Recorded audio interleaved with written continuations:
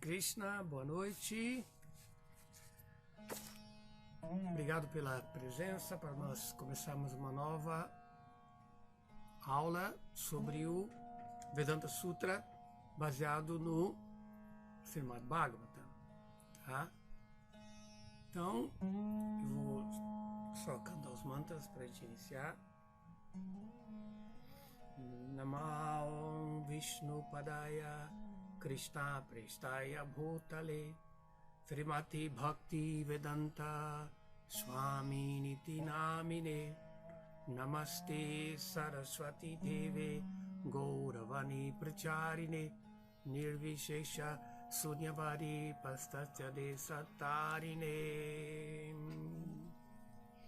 Sri Chaitanya Manopistam Stapitam Jena Bhutale Swayam Rupa Kadamahyam Dadati Swapadantikam.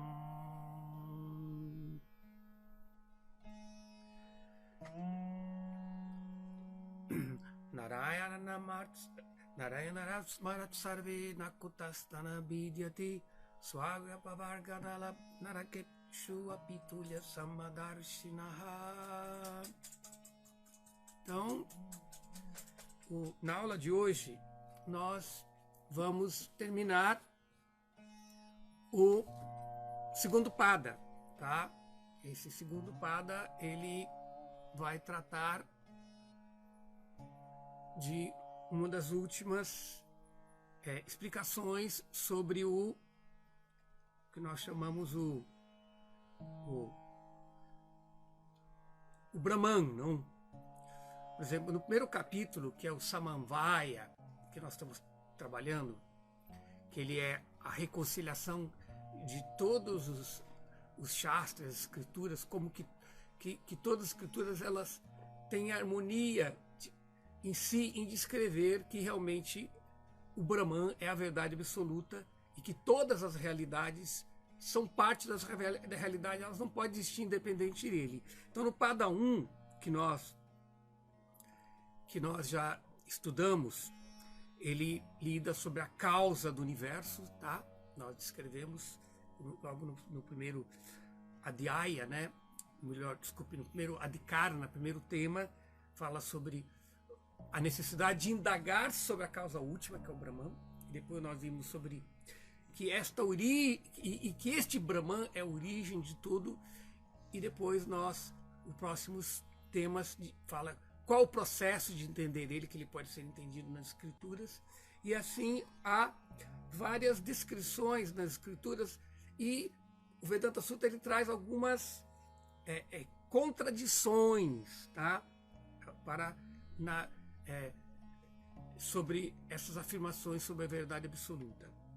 E assim, no segundo pada, nós continuamos aquilo que se descreve no primeiro pada, narrativas de nomes ou atributos da verdade absoluta que podem ser confundidos com outros atributos, como partes da natureza material, como sendo jiva, ou os elementos materiais. Então, e como nós já estamos mostrando, a maneira de lidar com o Vedanta Sutra é baseado no processo dialético, não? De apresentar-se a tese, né? Depois nós colocamos a dúvida que surge por essa tese, e aí se cria uma antítese, um argumento contra, e depois é citado os aforismos para poder dar a conclusão que derrota essas diferentes argumentos contra, tá certo? Então eu só tô agora tentando pegar a minha apostila número 2, que eu não estou achando aqui. Eu peguei uma versão antiga, tá? Vamos lá. Tá. Então nós vamos entrar no Adhikarana 7, tá? E depois eu vou fazer um pequeno resumo da aula de hoje. Porque na aula de hoje nós vamos encerrar o segundo pada, tá? Que o segundo pada ele tem 7 adhikaranas, tá? E na próxima aula nós vamos começar a estudar o terceiro Adhikarana. E neste terceiro Adhikarana, desculpe, esse terceiro Pada. Então, no terceiro Pada, o que é que nós vamos encontrar? Nós vamos descrever também esses argumentos, tá?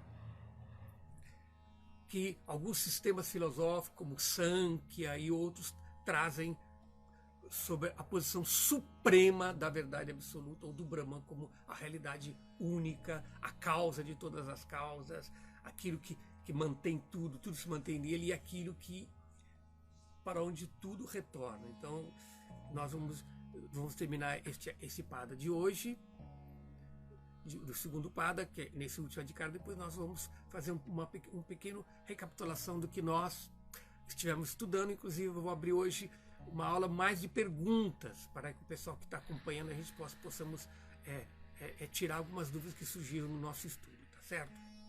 Então vamos entrar agora no Adhikarana. Então este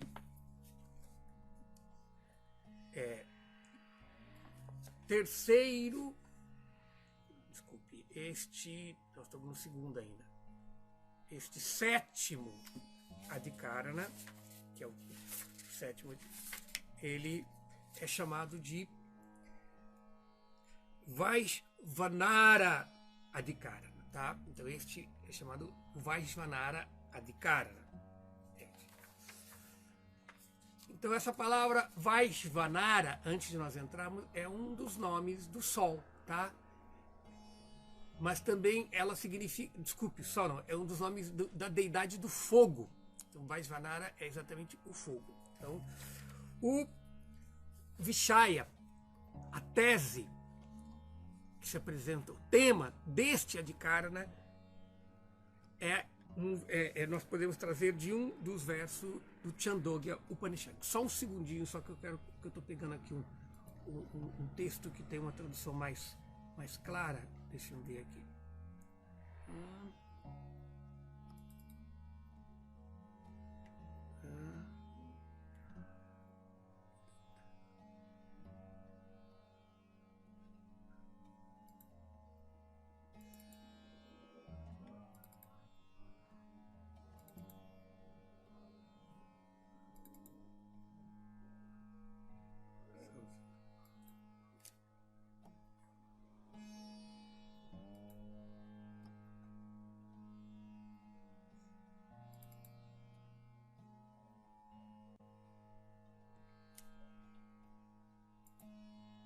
Tá, pronto.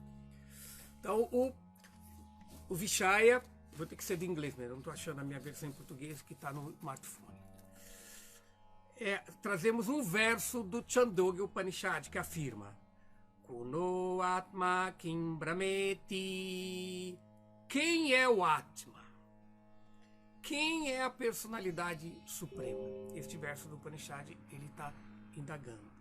E depois, Atmanam evam Vaishvanaram Sampratyadeshi Tamevano Bruhi. Deveis conhecer sobre Vaishvanara. Por favor, descreva-o. E também outra parte desse mesmo Upanishad que fala: Yastuenam evam pradesha matram abhivimanam atmanam vaishvanaram upastesa sarveshu lokeshu sarveshu bhuteshu sarveshu atmasu ananati. Aquele que medita em Vaishvanara, que é do tamanho da distância entre o polegar e o indicador,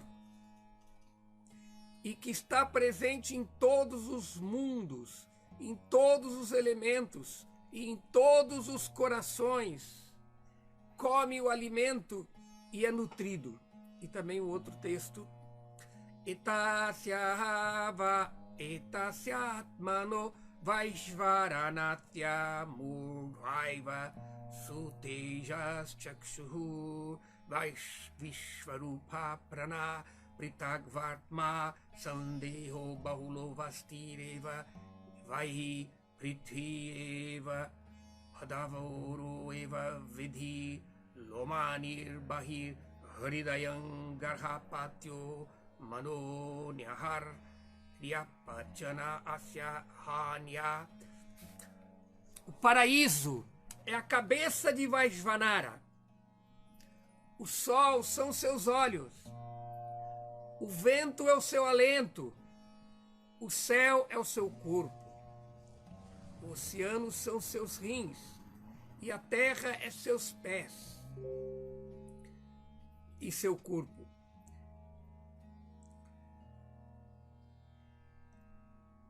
A arena sacrificial é o seu peito.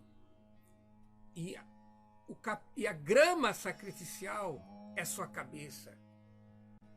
O fogo, Garhapatya, é o seu coração. E o fogo, Anvarhanyapachana, é a sua mente. E o fogo, Ahavaniya, é a sua boca. Então este é o verso do Upanishad que estabelece a tese desse Adhikara, falando sobre essa descrição de Vaishvanara nos Vedas, tá? Principalmente neste Chandogya Upanishad. Então nisso surge uma dúvida, o Sanchaya, que é: será que o fogo Vaishvanara não seria o fogo da digestão? Ou o semideus Agni, o deus do fogo? Ou o elemento fogo? Ou o Senhor Vishnu? Então surge essa dúvida. Quem é esse Vaishvanara descrito nos Vedas? Seria o deus do fogo? O fogo da digestão? Por isso que o fogo da digestão é chamado de Vaishvanara também. Tem o elemento fogo, o semideus fogo, ou o Senhor Vishnu. Então, nisso nós temos a antítese, o Purva Paksha, o argumento contra, que é esse. A palavra Vaishvanara geralmente é utilizada com 4 sentidos. Então, o seu sentido nessa passagem não está muito claro, tá? Então, este é o antes dizendo que Vaishvanara pode significar muitas coisas. Não está claro o que significa esse Vaishvanara, tá? Então, nisso, Vyasadeva, o autor do Vedanta, ele nos apresenta o Siddhanta, a conclusão disso, e para isso ele vai trazer vários versos, tá? Vários sutras que vão explicar isso, e depois nós vamos trazer a explicação do Srimad Bhagavata, tá bom? Então o primeiro sutra que vem como Siddhanta que dá o nome para este Adhikarana, que é Vaishvanara Sadharana Shabda Visheshat. Vaishvanara é Vaishvanara, né? Fogo. Sadharana, comum. Shabda, palavra. Visheshat, devido à distinção. Então essa palavra Vaishvanara aqui se refere ao Senhor Supremo, tá? Devido às qualidades, tá? Devido às qualificações descritas aqui, que só se aplicam ao Senhor, tá claro? Então nisso nós vamos trazer, nessa explicação de que Vaishvanara, interessante, a palavra Vaishvanara significa, Vaishva significa tudo, não? E Nara é o homem, tá? Só a tradução literal da palavra. Então Vaishvanara é o nome do Senhor Supremo, que significa o abrigo de todos os homens, tá? Assim, o caminho védico da adoração ao fogo tem como meta aceita este Senhor Supremo, que é Narayana, que é Vishnu. Tá? Então vamos trazer, agora comentando isso, vamos trazer o Srimad Bhagavatam, que é o comentário natural do Vedanta Sutra, escrito pelo mesmo autor, pelo próprio autor, não? Então trazemos um verso do Srimad Bhagavatam logo no segundo canto do Srimad Bhagavatam. No segundo canto nós temos, no segundo capítulo, no verso 24, ele vai dizendo assim: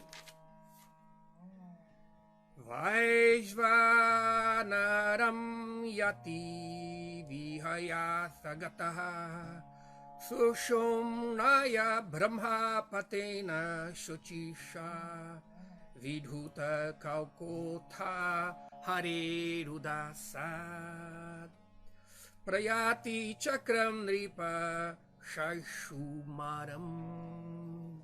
Ó rei, quando ultrapassa a Via Láctea através do Sushumna luminoso para alcançar o planeta mais elevado, Brahmaloka, semelhante místico, vai primeiro a Vaishvanara, o planeta da deidade do fogo, onde fica inteiramente limpo de todas as contaminações e, continuando sua escalada, vai até o círculo Shishunmara para relacionar-se com o Senhor Hari, a personalidade da divindade. Então, eu vou explicar um pouquinho sobre este verso do Srimad Bhagavatam, porque são termos muito técnicos, tá? E aqui está dizendo aqui que Vaishvanara, aqui é descrito que é um planeta do Deus do Sol, do Deus do Fogo. Então é dito que o Deus do Fogo, ele é nos Vedas, ele tem um Agni, ele tem uma importância muito grande. Inclusive, os Vedas começam descrevendo Agni logo no começo, porque ele é o elo entre Deus e a humanidade por meio do sacrifício. Entende? Então no sacrifício é dito que o fogo é a língua de Deus. O Senhor Supremo, ele aceita a bhakti, a devoção, a energia devocional que é dada no sacrifício, através das oferendas do ghee e os grãos e outros elementos, pela sua língua aqui, Agni. Então aqui, o que está sendo falado aqui, neste capítulo aqui, é sobre o processo de uma pessoa se libertar deste mundo material. Existe um processo de você se libertar pela graça do Senhor Supremo. Você pode, através da graça dele, já desenvolver amor por Deus, mesmo nessa vida presente. Então que você está num corpo, você se transfere para o estado de Vrindavana, para o estado de Vaikunta, que você pode ter, porque o mundo espiritual que você pode obter pelo amor puro por Krishna, pela graça de Krishna, não é um lugar físico, você vai por um foguete, não é assim. É um estado de consciência. Mas existe um processo também de libertação que o Vaishnavismo também, especialmente dentro da Madhva Sampradaya, através os Tattvavadi que seguem Madhvacharya, eles falam muito sobre esse caminho de libertação.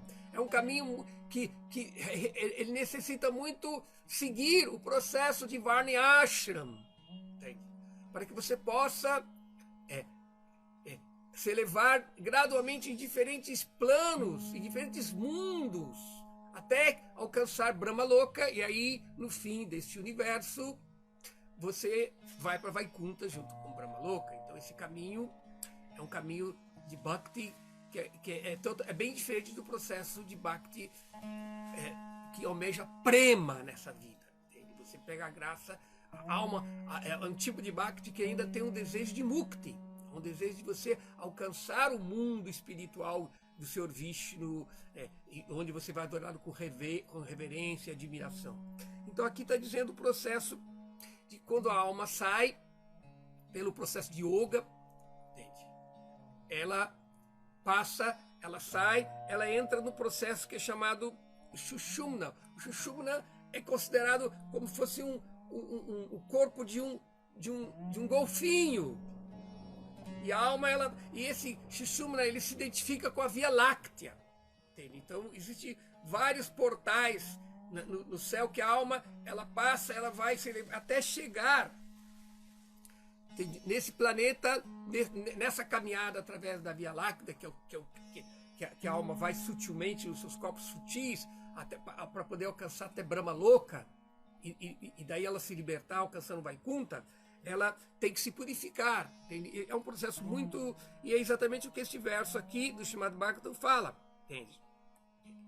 Ele vai até o ciclo Shishumara para relacionar-se, e assim ele alcança um planeta espiritual dentro do mundo material que se identifica com a estrela polar, que a pessoa pode, por esse processo de Bhakti, de sacrifícios védicos e devoção ao Senhor Vishnu, ao Senhor Narayana, ela pode alcançar esse processo, tá?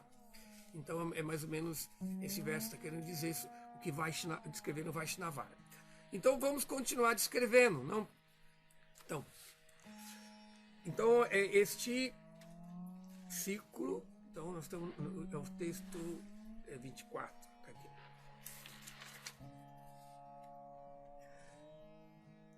Vamos para o próximo sutra, que vai complementar essa descrição deste Adhikara sobre o que é esse Vaishvanara, quem é esse fogo.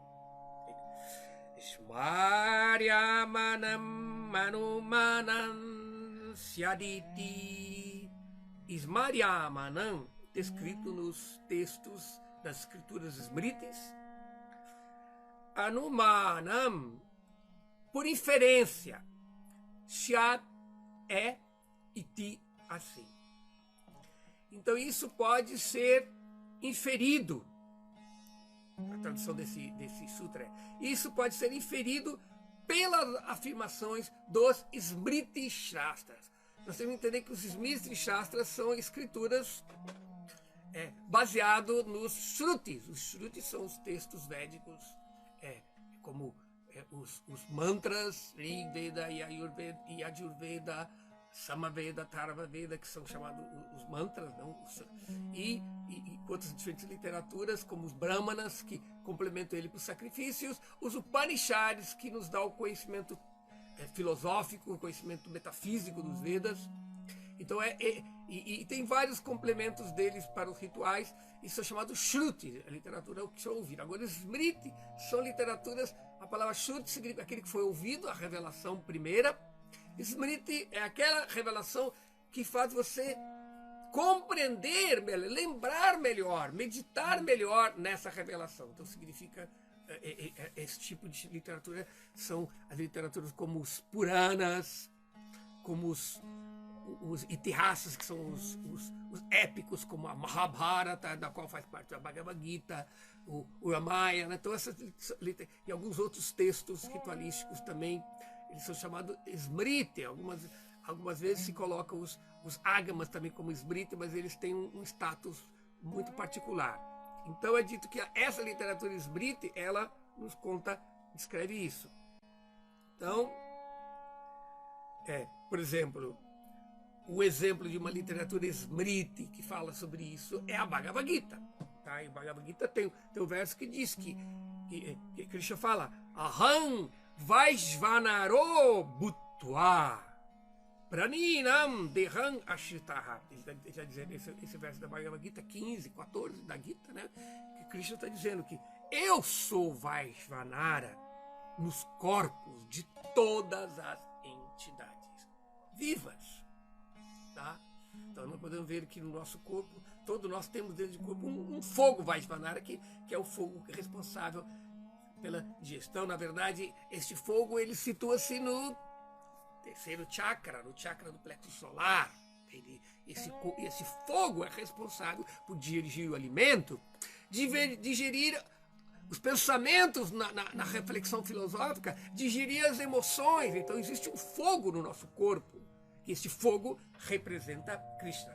Podemos esquecer que esta parte da Bhagavad Gita que descreve esses diferentes vibhuti, diferentes princípios deste mundo que é ele, são formas indiretas, que tudo que é grandioso deste mundo, de uma forma está representando Deus. Por isso que a cultura védica sempre foi baseada em dar um respeito a tudo que é autoridade, tudo que é superior representa Deus. Por isso que as pessoas veem Deus nos pais, veem Deus no guru.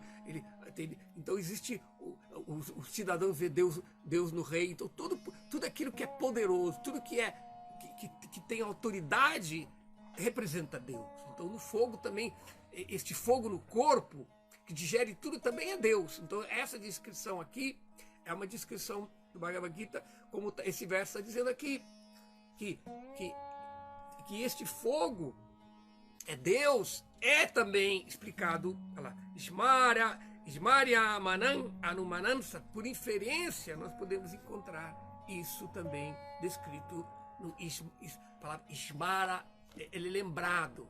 A literatura que lembra é o Smriti, então Ismarya não significa os Smriti. Então nós vamos agora trazer um verso aquele verso que nós lemos no outro foi do 2º capítulo. Agora nós vamos trazer um verso do Srimad Bhagavatam, do 10º canto. Deixa eu só pegar o 10º canto.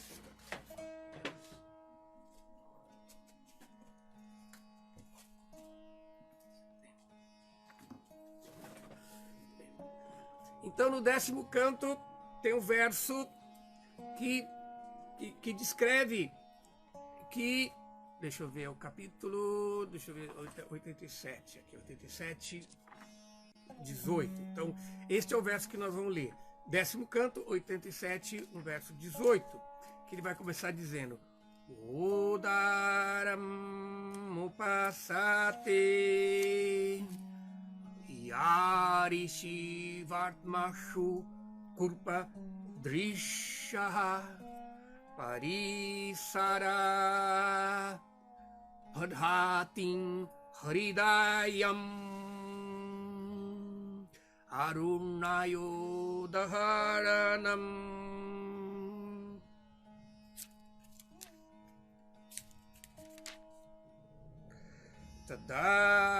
Tatao dagararan tatavadhama shiraparamam punarihayat sabetya napatanti kritanta mukhe.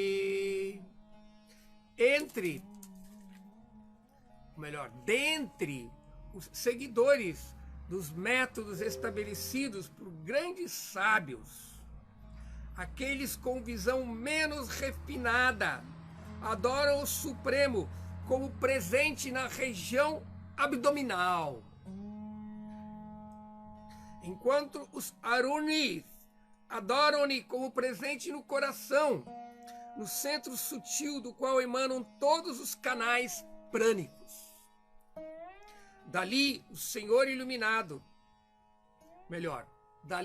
ó Senhor iluminado, ó Senhor ilimitado, estes adoradores elevam sua consciência até o topo da cabeça, onde podem perceber-vos diretamente.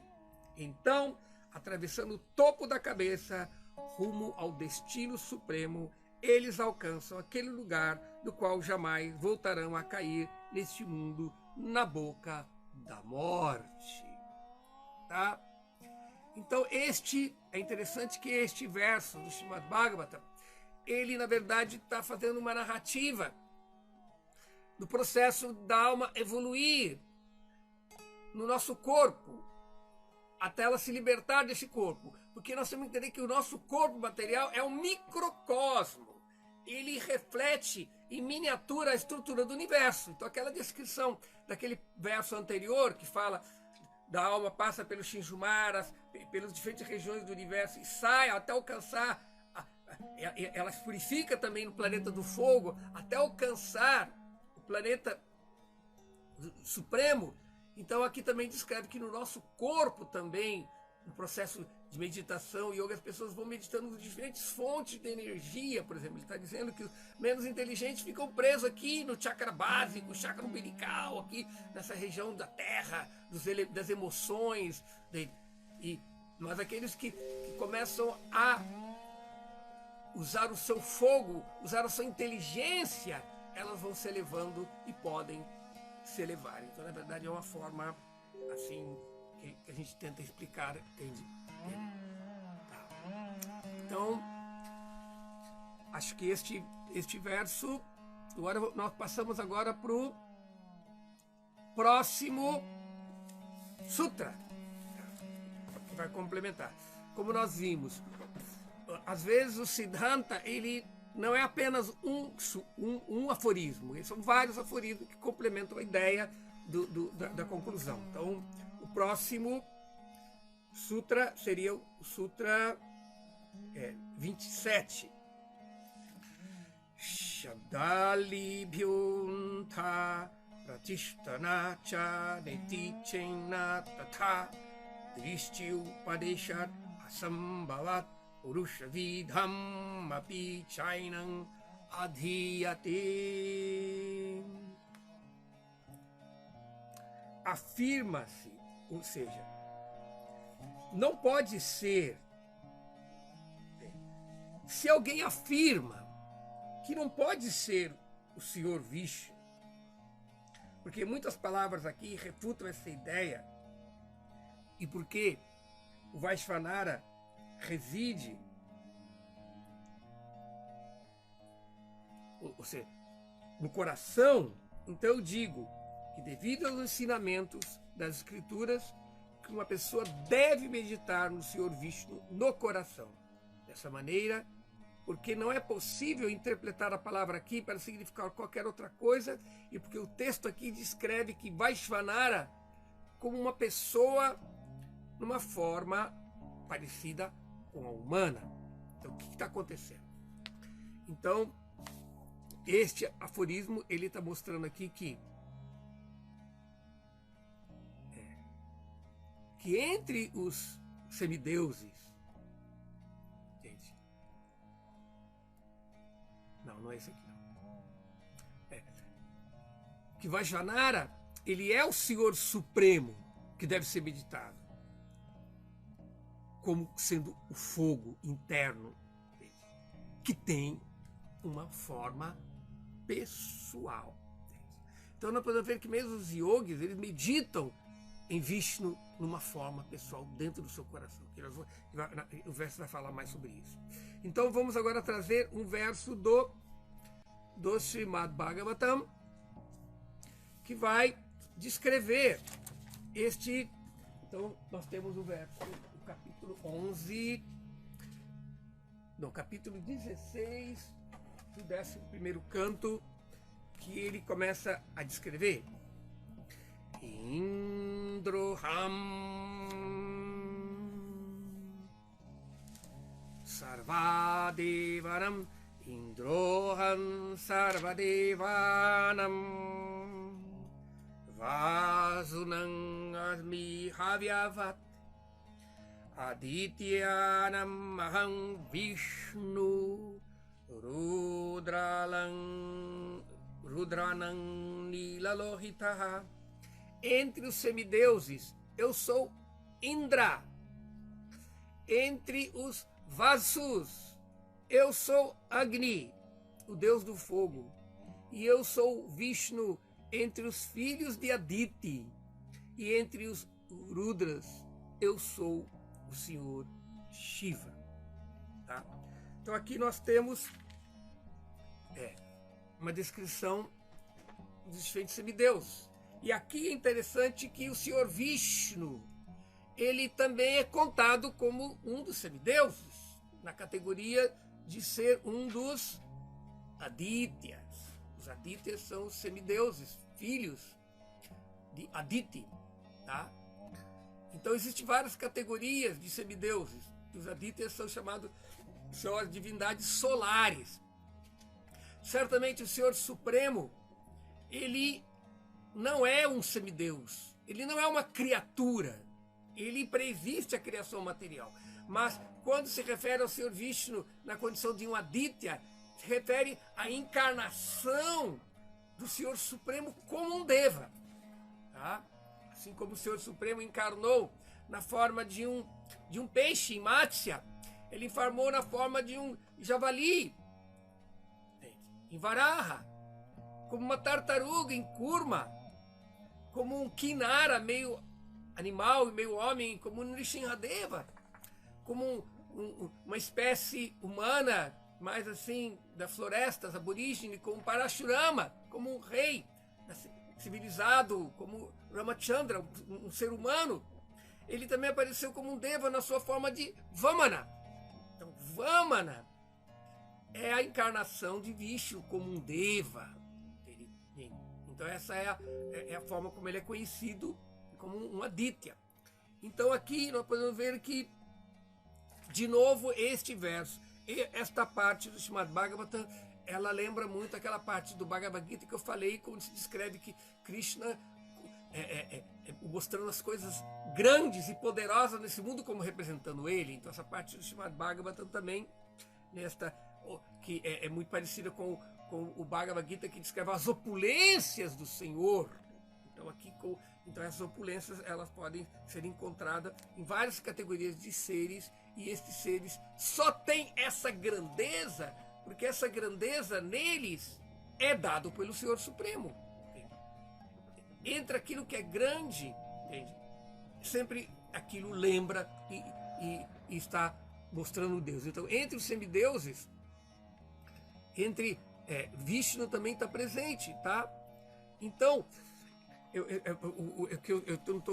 tenho que me controlar para não falar o que vai ser falado no Bhagavata. Depois do Bhagavata falar, eu vou fazer meu comentário, tá?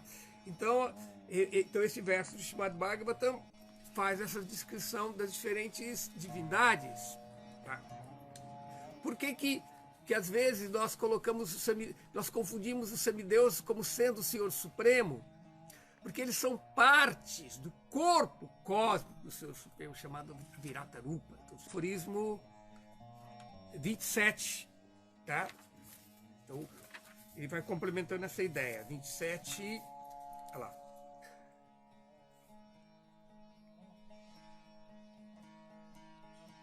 Upadesha Bedam.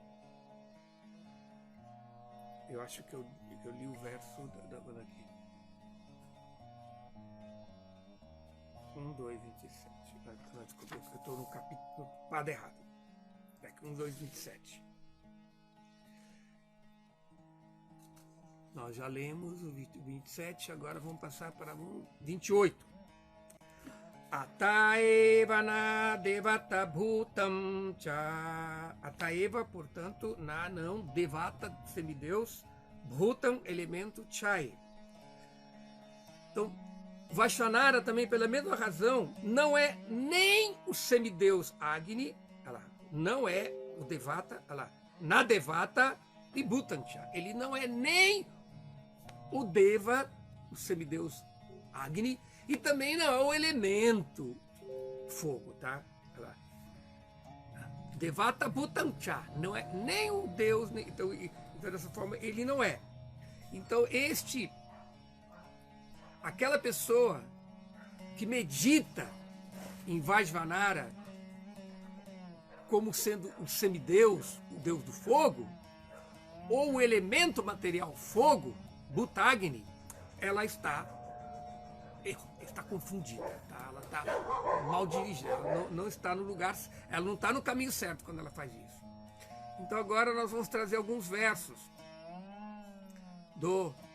3 versos do Srimad Bhagavatam, especificamente deixa eu olhar aqui,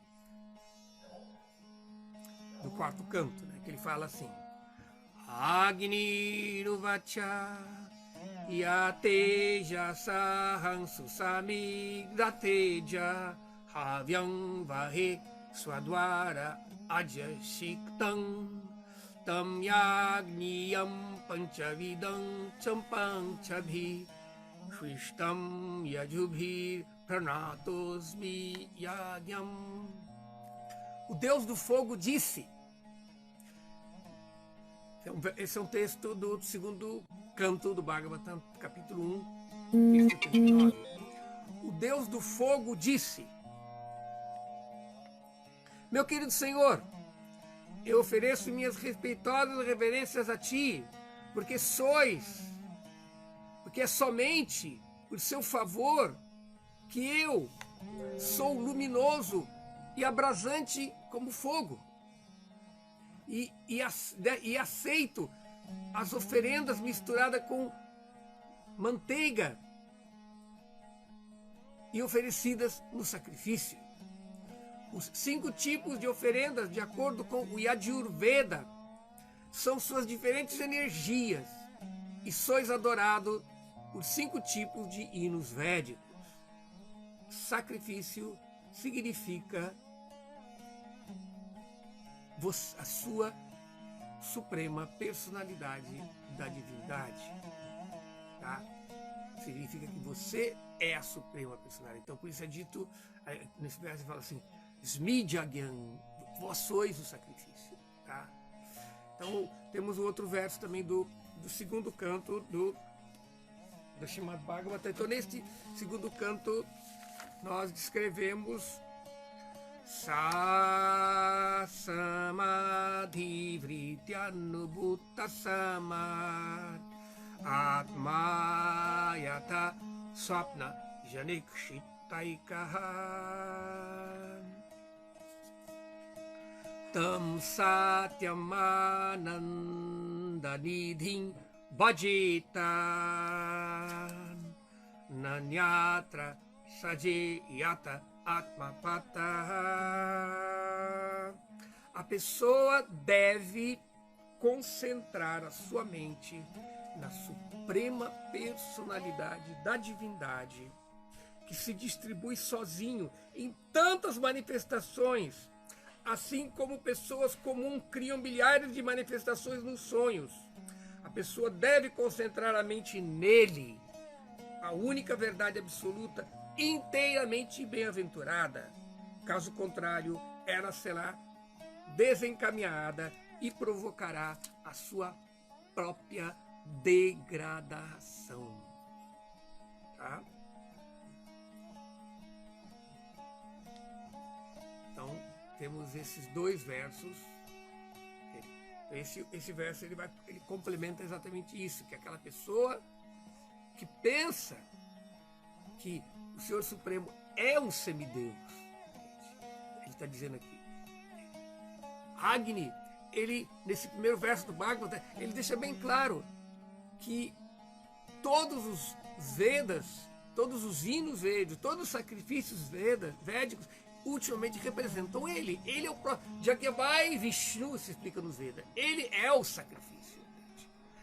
Por isso que Krishna diz no Bhagavad Gita que algumas pessoas que não adoram ele, mas adoram outros deuses, elas estão agindo errado, mas ainda assim estão me adorando indiretamente. Então é como você chegar a uma pessoa muito poderosa, um dono de uma grande corporação ou o presidente do país, e você não tem intimidade com ele, você não tem acesso, você tem que chegar com ele através da burocracia, do protocolo, marcar uma entrevista, agendar, etc. Então, da mesma forma, o Senhor Supremo, ele só é acessível àqueles que conquistaram ele pelo amor.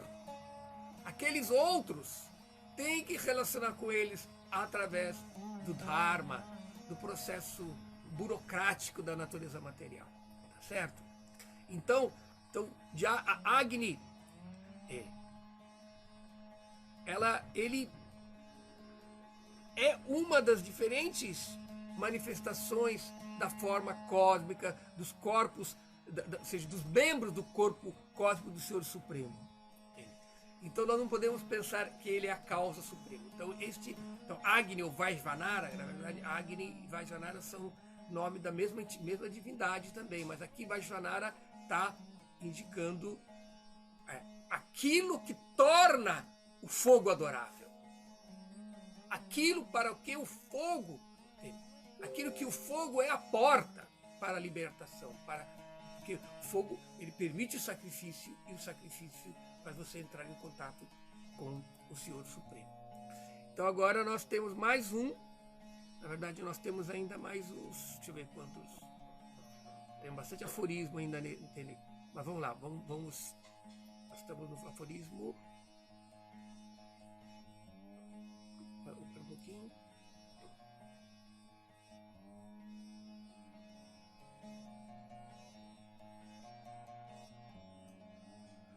Então, aforismo 29. Então, nesse aforismo 29. Shakshadapi avirodham jaiminihi.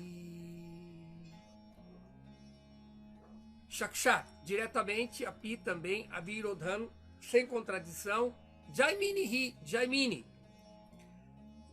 Então, jaimini, ele é da opinião de que a palavra Agni pode ser interpretada para diretamente indicar o Senhor Supremo. E isso não é inconsistente. Por isso está dizendo isso. A Virodham, não existe contradição nisso, não existe inconsistência disso. Então, por isso, Shakshat Jaimini. Jaimini diretamente diz isso, que Vaishvanara indica diretamente o Brahman, que é o tema do Vedanta Sutra, o tema desse capítulo e desse pada que estamos tratando. Podemos ver que a consistência é importante. Você não pode pegar um livro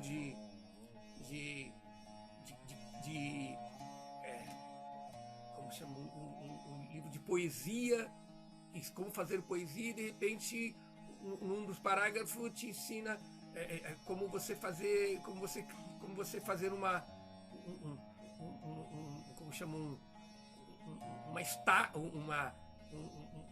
como cozinhar, por exemplo. Então é inconsistente você estar ensinando a pessoa a cozinhar num livro que está tratando sobre como fazer poesia. Então isso é inconsistência.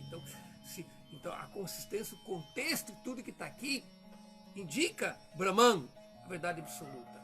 Então Jaimini também, ele diz que Vaishvanara indica diretamente o Senhor Vishnu. Claro.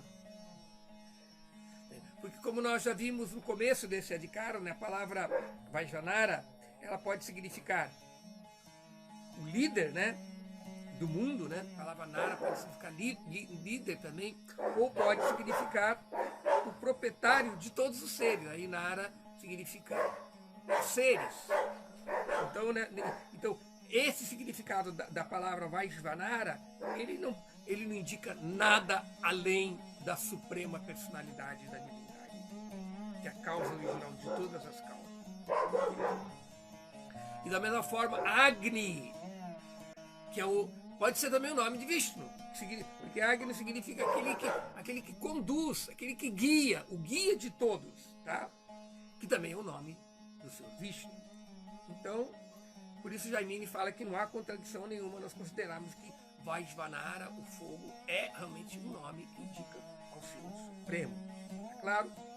Então, para isso, nós vamos agora, o sábio Jaimini, claro, ele declara que Agni significa aquele que conduz os outros, ou aquele que causa o nascimento de todos os outros. Ele diretamente, Shakshat, ele diretamente indica o Senhor Supremo. Tá claro? Então, vamos citar um verso do segundo canto, no quinto capítulo do segundo canto do Srimad Bhagavatam, um verso que diz: Naham vedo parang hyadmin, na parang na samang vibho, namarupa gunair bhavyam, asar kinchid anyata. Tudo que possamos entender através da nomenclatura, características e aspectos de uma determinada coisa, superior, inferior ou intermediária, eterna ou temporária, não é produto de nenhuma fonte além de vossa onipotência, que é tão grandioso. Tá? Então, tudo que possamos entender através da nomenclatura, que aspectos de determinada coisa, superior e inferior, não é produto de nenhuma fonte além de vossa onipotência. Então significa que nesse sentido, quando Agni Vajranara está indicando esse lado superior, esse lado luminoso, representado neste mundo, ele está em última análise indicando. Por isso que nós podemos ver que neste mundo, a natureza deste mundo material, ela tem um propósito didático, pedagógico, de fazermos nós, saímos da ignorância, do esquecimento de nossa natureza espiritual que nos traz neste mundo e nos torna sujeitos ao ciclo de nascimentos e morte. Então, portanto, existe uma ordem cósmica, um princípio de autoridade, que em última análise, quando nós aceitamos o Dharma na família, na sociedade, no país, na escola, toda essa questão da disciplina que as pessoas não gostam, né? Tem pessoas que, ai, governo, sou contra, né? Então há essa tendência bem que realmente ela vai em deprimento ao processo do Dharma. O Dharma, nós temos que entender que quando você aceita a família, você tem respeito à família, em última análise você está respeitando aquilo que a família... Por isso há um verso nos Upanishads que fala, tem 2 versos interessantes, que ele diz que aquele que tem fé, aquele que entende e compreende corretamente com fé a posição do Senhor Supremo, e também entende a posição do Guru como representante desse Senhor Supremo neste mundo, com a mesma fé, todo o mistério do conhecimento espiritual lhe é revelado no coração. Tudo aquilo que é secreto nas escrituras se torna óbvio no coração por revelação. E no verso anterior a esse é um verso do Shvetashvatara Upanishad.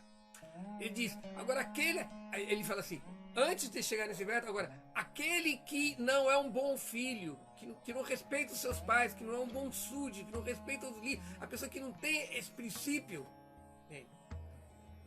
esse princípio de constelação, né, de sempre respeitar aquele que vem na frente, ele não pode entrar no mistério de entender nem Deus, nem o mundo. Então por isso que o processo do Dharma, mesmo apesar do Dharma ser temporário, ilusório, que tem que ser abandonado em última análise, na verdade o Dharma, os princípios morais e éticos deste mundo tem que ser abandonado quando você entende o propósito do Dharma. Por isso que, quando você se rende a Deus, tudo aquilo que você se rendia antes em nível limitado já não tem mais porquê. Você pode se abandonar, mas enquanto você ainda não chegou a ter a relação com aquele que está além do Dharma, você não pode abandonar o Dharma. E nesse sentido, tudo isso, em última análise, está representando o Senhor Supremo. Então nós paramos aqui aonde? Então vamos agora para o próximo aforismo deste Adhikarana. Abhivyakteriti ashmaratyaha. Abhivyaktehe, por causa da manifestação, assim asmaratya. Então, asmaratya é um dos sábios védicos, assim como nós citamos no aforismo anterior, Jaimini, que é um sábio védico famoso, autor do sistema do Mimamsa, do Darshan do Mimamsa. Agora é falado sobre Asmaratya. Então, Asmaratya é da opinião que a personalidade suprema da divindade aparece de várias formas, Abhivyakti, manifesta de várias formas, e ele aparece dessa forma porque ele se manifesta no coração de seu devoto. Que forma que ele manifesta? Quem pratica yoga em Paramatma, a pessoa, uma das instruções que este processo de Bhakti, que é um processo quase Shanta Bhakti, tem que meditar no Senhor Supremo, tem que adorar o Senhor Supremo. Por isso que Bhakti, nesses estágios Vaishnava, dessa Sampradaya como Ramanujacharya, a Bhakti ali, ela chega no estágio último, que é render-se a Deus, mas Bhakti é um processo de meditação, que você medita Deus no coração. Então é dito que neste processo, neste sadhana de meditação do Senhor Supremo, do Senhor Vishnu, o Senhor Vishnu tem que ser meditado no coração como do tamanho de uma angusta. Essa é a medida. Angústia é uma medida. E a medida é assim: da ponta do polegar à ponta do indicador, isso é o angusta. O angusta é do tamanho do coração. O angusta é o tamanho do nosso... Se você medir o angusta, se você é uma pessoa grande, o seu coração é maior. Então, isso é proporcional ao tamanho. Então, não é que o Senhor Supremo, não é que o Senhor Vishnu tem um tamanho material. Não. É que ele aceita vir nesta forma. Ele aceita ser visualizado. Ele orienta ao seu devoto para que ele faça uma visualização criativa. Conhece visão criativa quem faz terapia, né? Do Senhor Supremo nesta forma descrita nas Escrituras, e por meditar nesta forma, assim,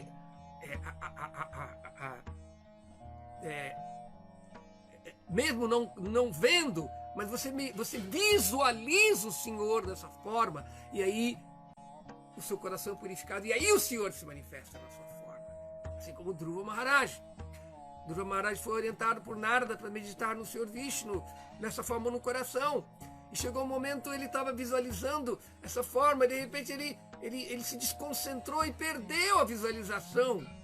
E não podia mais ver, a meditação dele quebrou.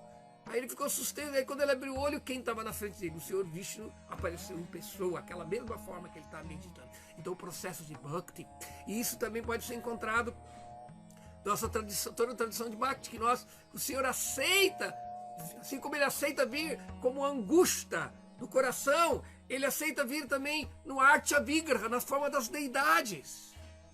As formas das deidades, elas são construídas, elas são desenhadas, elas são esculpidas, baseado na narrativa das Escrituras, que descreve a forma eterna do Senhor.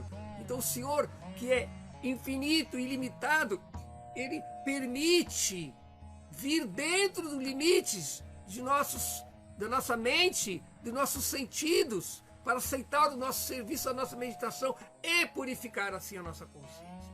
Por isso que o processo de Bhakti, nós mesmo para adorar as deidades, as formas que Krishna vem fazer o puja, a pessoa tem que se purificar. Por isso ela tem que ter Diksha, e no Diksha ela purifica-se sob a orientação de um mestre espiritual, e ela pode receber a orientação de como que o Senhor pode ser. Mesmo apesar daquela forma do Senhor parecer que seja uma forma material, não, ela não é material, ela é nossos olhos só veem coisas materiais. Então se ele não vier dentro daquilo que nossos olhos podem ouvir, nós estamos perdidos, não podemos fazer nada, nós não vamos nos purificar. Então o Senhor aceita vir dentro desses limites para aceitar o nosso serviço, a nossa purificação.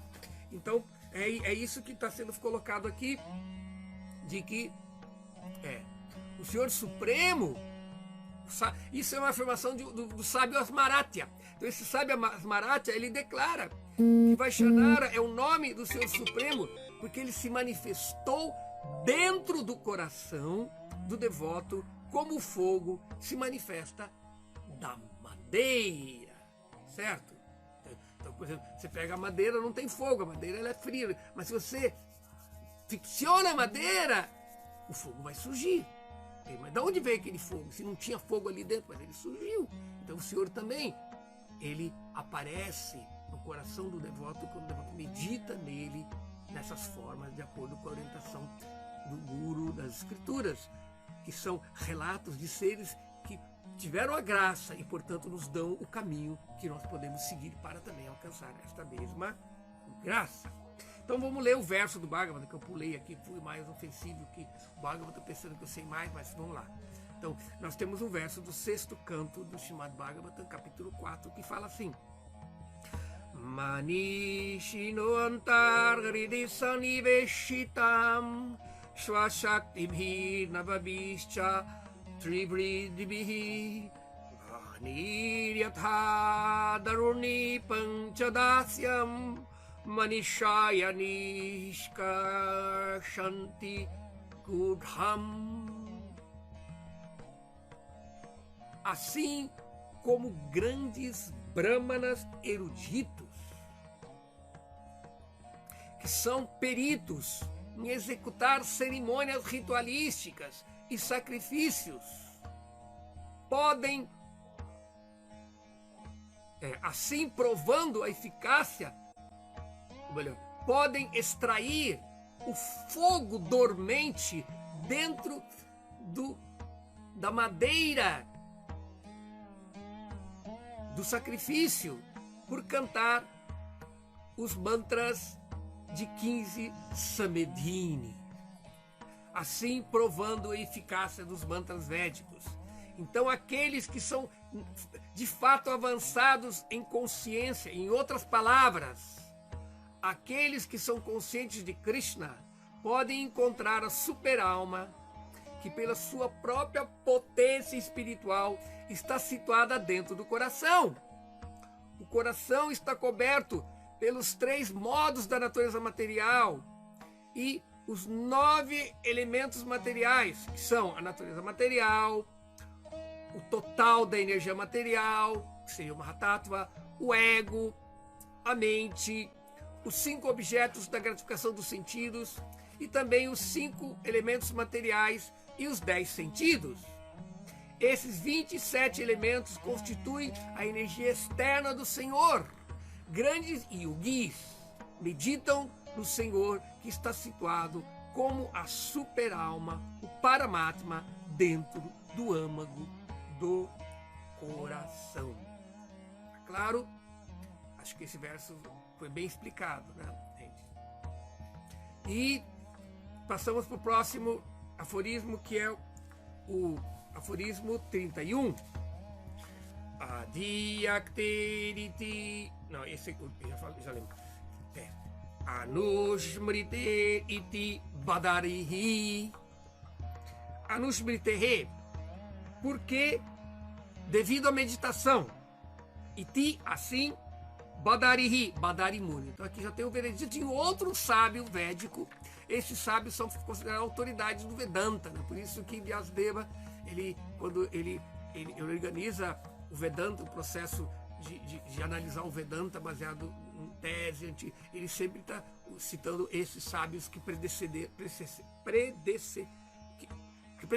precederam ele como autoridade no conhecimento que ele está apresentando aqui no Vedanta, tá? A personalidade suprema da divindade é pensada, é considerada como sendo de um pequeno tamanho, pois essa concepção é conveniente para a meditação. E essa é a opinião de Bhattan. Badarimuni diz que o Senhor Supremo assume ter esta forma de uma angústia para ser objeto da meditação. Assim como eu dei o exemplo, Krishna aceita vir na forma de Jagannatha, de Balarama, em todas as diferentes expansões, e nas deidades da madeira, no mármore, no metal. Ele aceita para propósito de meditação. Não é que o Senhor Supremo isso não é que isso é idolatria. Idolatria é quando você pega um elemento material qualquer, entende? Baseado no seu próprio capricho, e considera ele Deus. Então para você tudo é Deus, então aquilo é Deus. Então às vezes a idolatria é baseada num conceito assim panteísta de que tudo é Deus, então você perde o objetivo da representação pessoal de Deus. Mas Deus, a sua forma pessoal, que é descrita tanto para os yogis como angústia no coração, como também as formas das deidades, as diferentes formas de deidade que Krishna é adorado junto com suas Shaktis, como Radharani, Lakshmi, etc. Ou seus associados, ou suas expansões como Balarama, né, etc.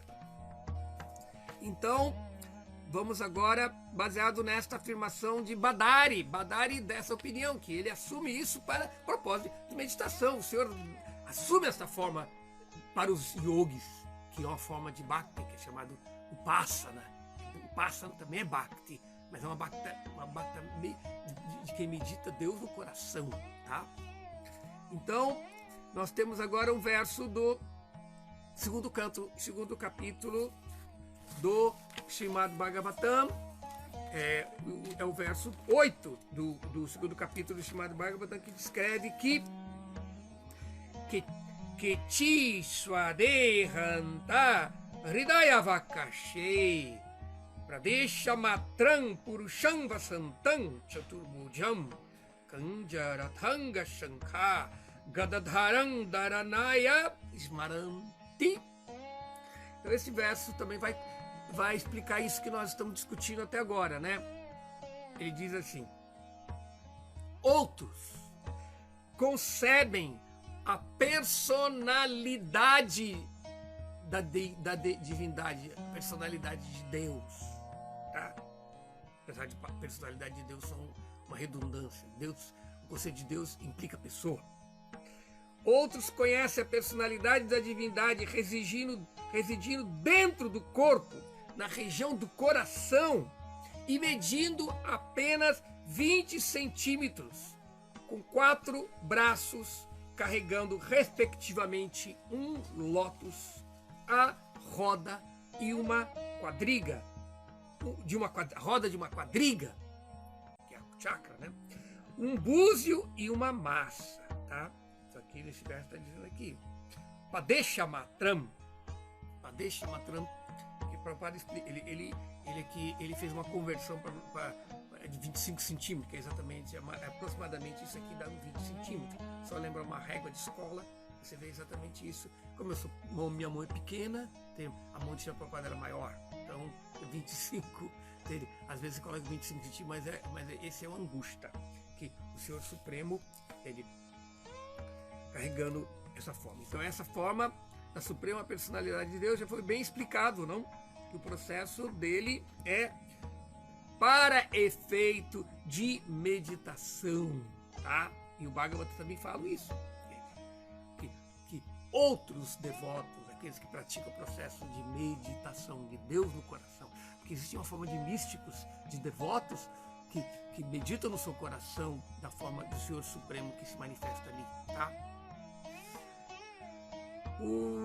É interessante que tem uma história de um yogi de um devoto a yogi no Néctar da Devoção. O Bhakti Samrita Sindhu, no Progressão, explica isso. O Prabhupada também ele explica muito bem isso, de que havia um devoto, que ele era um yogi, ele era muito pobrezinho, ele não tinha dinheiro. Então como ele queria adorar Krishna, ele não tinha condições de ter um altar, de fazer oferendas, cozinhar, ter uma deidade Krishna. Então e aí eu vi um guru, um mestre, explicar que você poderia meditar Krishna através de Manasa Puja, pela mente, mentalmente.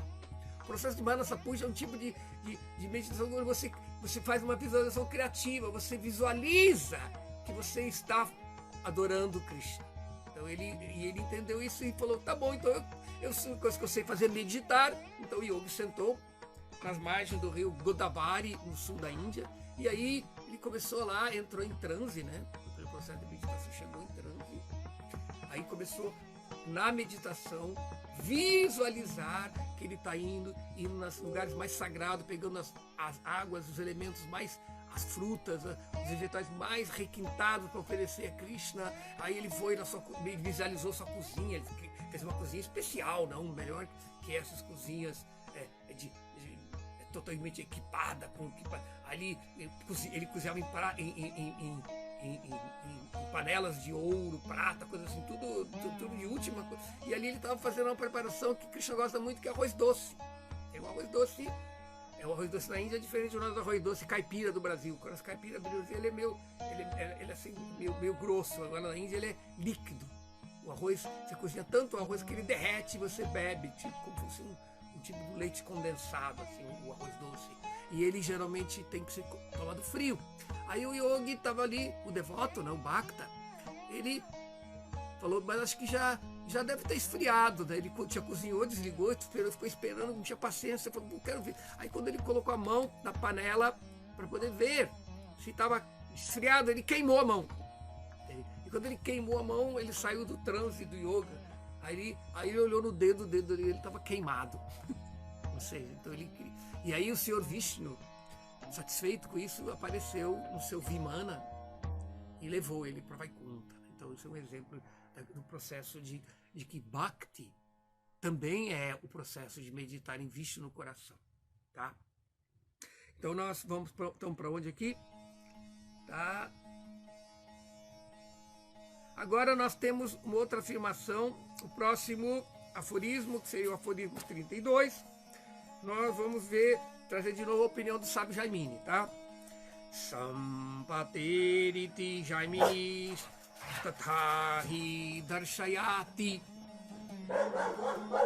Sampate, devido às opulências transcendentais, iti, assim, Jaimini, tatha, dessa maneira, ri, porque darshayati, os shrutis, as escrituras shrutis declaram isso. Então a personalidade da divindade, veja, ela aparece ser pequenininha assim, por quê? Porque devido às suas opulências e seu poder transcendental. Sampatehe, que significa opulências transcendentais. Devido às suas opulências, o Senhor Supremo, entende? Pode tornar tudo possível, e isso é o que é descrito nas Escrituras.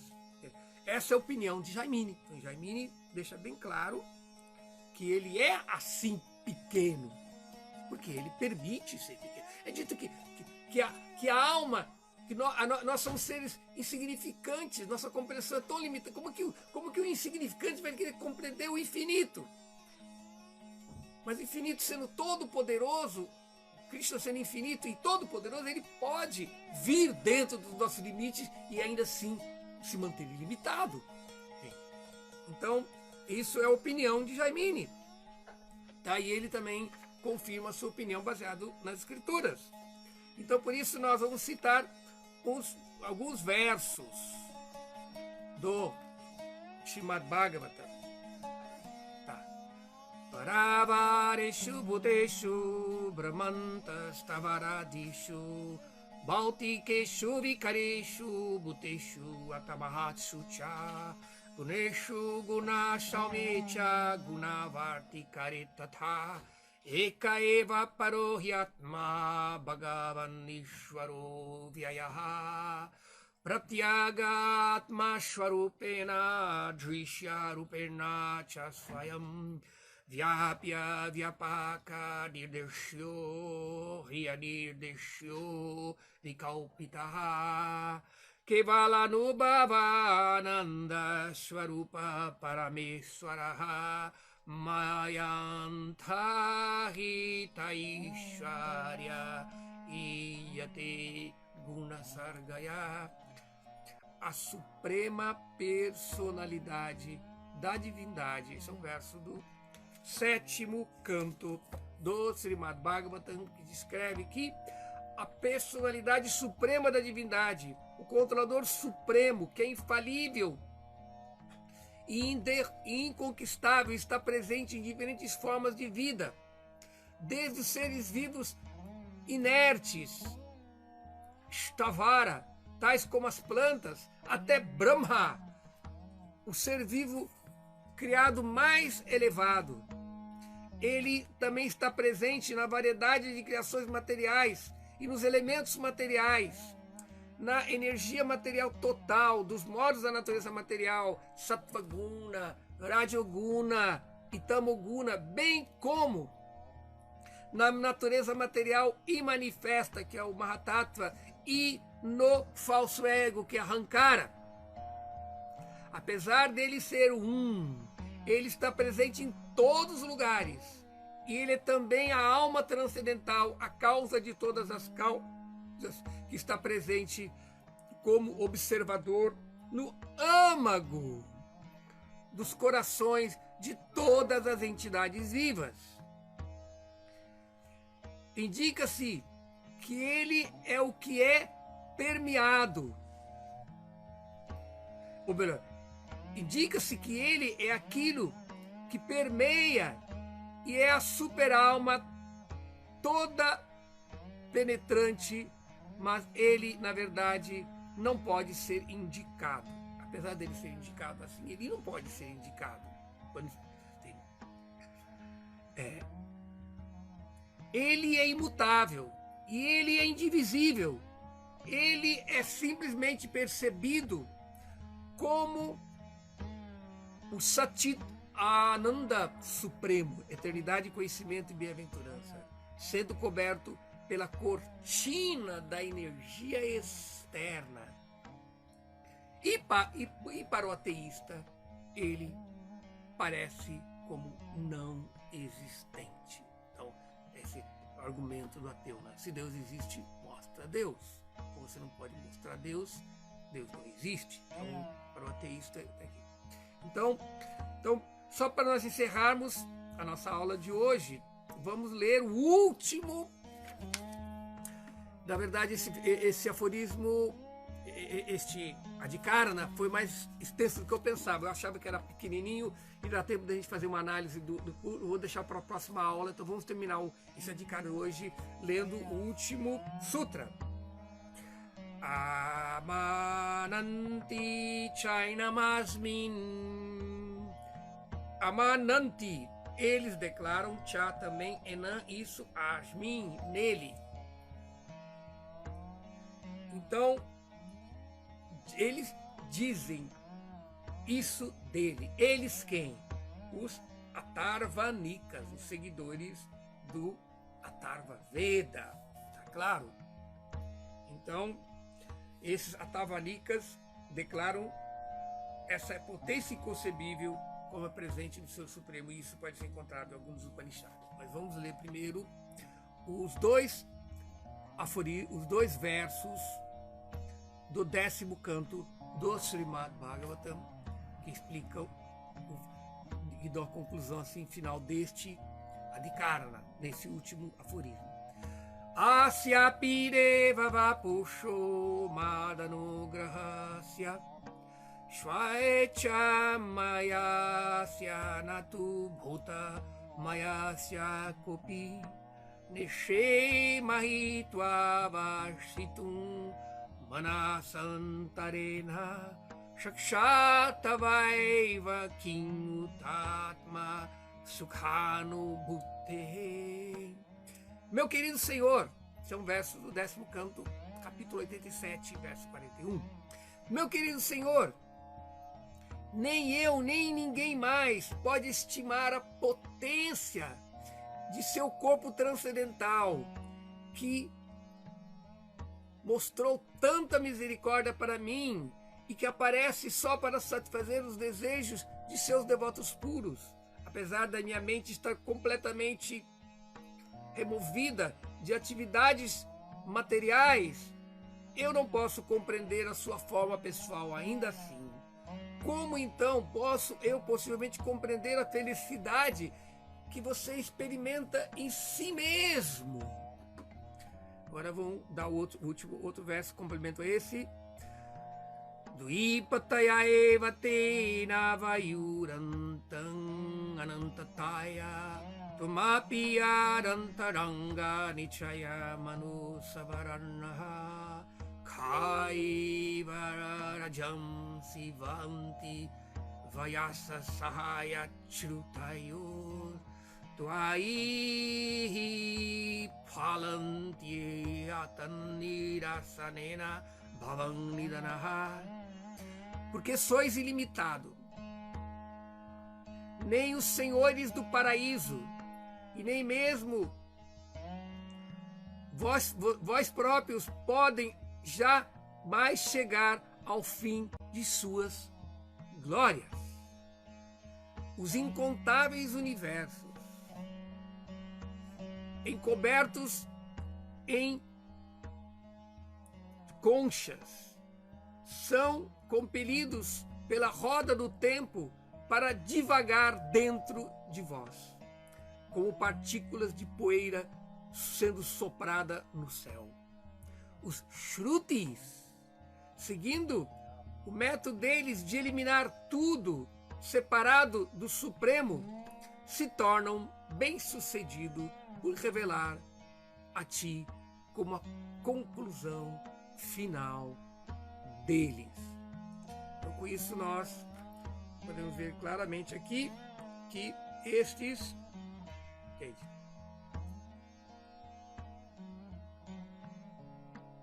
diferentes sábios têm várias opiniões mas todas elas coincidem com a opinião que Vyasadeva coloca aí, que o Senhor Supremo é indicado por todas as afirmações védicas, direta ou indiretamente, mesmo indiretamente. Então por isso que podemos ver que esse conceito politeísta da religião védica, chamado hinduísmo, ele é uma compreensão imperfeita de quem não tem o propósito por detrás dos Vedas. Por isso o Vedanta, a filosofia Vedanta não é para estabelecer que a verdade absoluta é Brahmanso, é impessoal. A compreensão de que a verdade absoluta é impessoal não é a meta, é o primeiro passo. Se você não estabelece a impersonalidade da verdade absoluta, o seu caráter absoluto, então nós seremos levados a pensar que a personalidade é uma personalidade igual à nossa. Então este ser, que também é impessoal, que é o todo, que está livre de qualquer dualidade, que ele é a Advaya Tattva, ele também é uma pessoa. Então, se nós queremos dar o conceito de pessoa para uma pessoa que não é o absoluto, certamente que isso é um grande engano. Então, da mesma forma, considerar os diferentes elementos, as diferentes descrições, as diferentes opulências afirmadas nos Vedas como significando alguma outra coisa, é um engano. Mesmo que elas indiretamente estão indicando, mas estão indicando o Senhor Supremo. Quanto isso, não há dúvida. Tá? Então, com isso, acho que nós podemos encerrar este Adhikara, não? Está claramente, deixando aqui. E nós temos ainda algum tempo, nós podemos responder algumas perguntas, tá claro? Então, vamos lá, deixa eu chegar aqui mais perto. Tem pergunta, qual chegou? Bacta Palmares perguntou: Confúcio, Lao Tse, por exemplo, pode ser divas dotadas de poder para realizar uma missão? Elevar o nível da consciência daquela cultura, daquela época? Certamente. Nós vamos ver que o Senhor Supremo, ele aparece em todas as espécies de vida, ele apareceu até entre os animais, Matsya. Ele vem em todas as espécies de vida, em todo o mundo. Na verdade, nós temos que entender que muitas dessas religiões, no Oriente, as religiões mais antigas, arcaicas, elas têm um propósito de estabelecer que as pessoas possam viver no Dharma, viver no Tal, em harmonia com a lei cósmica. Então, esse é o primeiro ensinamento dos Vedas, é elevar a humanidade ao nível do Dharma. Enquanto a humanidade não se eleva ao nível do Dharma, ela é animal, porque o animal está preocupado em comer, dormir, defender-se e fazer sexo. O homem que usa sua inteligência só para comer melhor, dormir melhor, defender-se melhor e fazer sexo melhor, ainda é um animal. A vida humana começa quando o ser humano toma consciência do Dharma. Então, por isso, podemos ver que esses grandes sábios, como Confúcio, Lao Tse, eles nos trouxeram o conceito do Tao, que é exatamente viver de acordo com o Dharma. Mesmo as culturas mais antigas que tinha na China, mesmo antes, as culturas xamânicas no planeta todo, realmente as pessoas vivem em harmonia com ele. Então, isso é uma forma de se elevar. É primeiro, mesmo no Srimad Bhagavatam, logo no segundo canto, o Srimad Bhagavatam fala sobre o primeiro passo na compreensão de Deus, que é entender a forma universal de Deus. A compreensão da forma universal de Deus é exatamente viver de acordo com o Dharma, respeitando os diferentes administradores, os diferentes devas, os diferentes orixás, os diferentes seres elementares, que todos. Então é uma forma, como Krishna diz, aqueles que adoram essa pluralidade de seres não me adoram corretamente, mas estão me adorando. Eventualmente elas chegam como a compreensão. Às vezes nós temos uma ideia errônea de que muitas dessas religiões são panteístas. Eu me aproximei da Mãe Beata de Iemanjá, que é uma líder do candomblé que já saudosa, que ela já deixou o corpo. Eu falei: Mãe Beata, é verdade que o candomblé é politeísta, né? Que a gente tem ideia de vários deuses. Ela falou: não, nós somos monoteístas. Eu falei: é? Não, nós adoramos um. Eu falei: mas quem é o Deus? É Olorum. Ela falou: eu nunca tinha ouvido falar Olorum. Eu falei: mas vocês não adoramos o Deus, ele é muito inacessível. Nós temos que adorar ele através dos orixás. Então, na verdade, é uma forma indireta de adorar. Então, esses mestres estão dessa forma, entende? Trazendo a elevação da humanidade.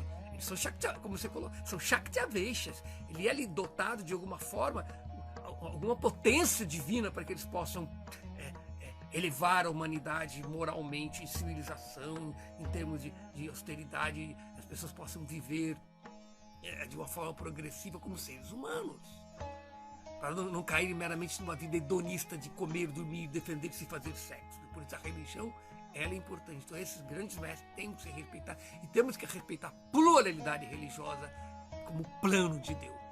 Não é que temos que aceitar a pluralidade porque é o fato, eu tenho que tolerar. Não tem que tolerar, não. A pluralidade não é um fato que se aceita por fato. Ela é um fato de direito. É o plano de Deus, a pluralidade. E ele vem de acordo com os níveis das civilizações e dá o conhecimento que é necessário para que as pessoas possam evoluir daquele ponto. Tá certo?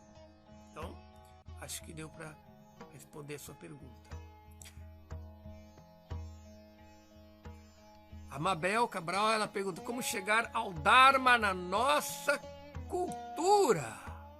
Aí, só retomar isso que eu estava falando. Então, na verdade, nós temos que ver que viver de acordo com o Dharma é viver com saúde, com saudável.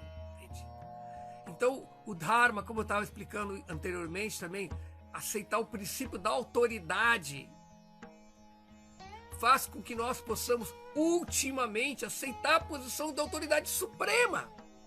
Se nós não aprendemos, como no cristianismo, amar Deus sobre todas as coisas, mas o próximo como a si mesmo. Como nós vamos amar Deus sobre todas as coisas se nós não sabemos lidar com o amor relativo? O que dizer de um amor absoluto? Então, por isso que se nós temos muito trauma de infância e não queremos aceitar o Dharma, aquela mentalidade, ai governo, sou contra, né? Essa mentalidade, nós vamos perder o ponto, nós não vamos aceitar o Dharma supremo. Então Krishna, na Bhagavad Gita, ele começa a ensinar para Arjuna, depois ele entender, explicando que ele tinha que lutar, ninguém ia morrer, fica tranquilo, mas você tem... Aí ele começa a ensinar sobre o viver, agir de acordo com a sua natureza. Viver no Dharma, um dos princípios é agir de acordo com a nossa natureza. E depois que nós nos tornamos humanos, nós podemos elevar o nível civilizacional, o nível moral e ético da civilização, como yoga. Yoga começa com o Dharma, yama niyama, o que pode ser feito, o que não pode ser feito para o benefício do outro. E nós temos que entender que isso é importante. Então nós vamos viver em harmonia. Entende? E aí nós não vamos precisar fazer constelação, porque nós já estamos vivendo em harmonia com o universo. Nós precisamos resgatar que nós não respeitamos nossos pais, não respeitamos nossos superiores, nós não temos respeito. Esse é o primeiro princípio na vida humana. Eu nem estou falando sobre vida espiritual ainda. Vida humana é viver consciente do Dharma, viver consciente das leis da natureza, viver em harmonia com a natureza, ter consciência ambiental, respeitar a pluralidade sem discriminar as pessoas pelo que elas são, pelo sexo, por raça. É um absurdo. Hoje em dia as pessoas estão assim, preocupadas com essa questão do respeito aos negros, aos índios. Isso é um exemplo de que viver no Dharma começa por aí. E aí, quando nós vivemos no Dharma, a nossa consciência nos torna possível de poder apreciar Deus e poder conhecê-lo. Aí depois nós podemos abandonar o Dharma. As pessoas querem abandonar o Dharma antes de vivê-lo. Então aí ela usa Deus apenas para ser imoral. Isso não é esse tipo de Dharma que nós estamos falando. Tá? Então, esse Dharma básico é possível se nós temos um pouco de bom senso. Tá claro? Então vamos ver se tem mais um. Eu acho que chegou nas últimas palavras. Então, pessoal, o Govinda Charan chegou aqui. Então eu acho que deu para discutir bastante sobre a aula de hoje. Temos a nossa próxima aula na terça-feira, mas eu não tenho. Eu acho que eu vou cancelar a próxima terça para a aula por questão de preparar o material. para a próxima aula. Então eu aviso vocês no meu Facebook, eu vou avisar se vai ter a próxima nessa terça-feira. Talvez não tenha nessa terceira, é só na próxima. Mas de qualquer forma, vocês vão ver no meu Facebook o anúncio da próxima aula, tá bom? Então muito obrigado pela atenção, pela participação de vocês, que permitem e me entusiasmam cada vez mais de dar essas aulas no nosso estudo. Então, Hare Krishna, boa noite, muita paz.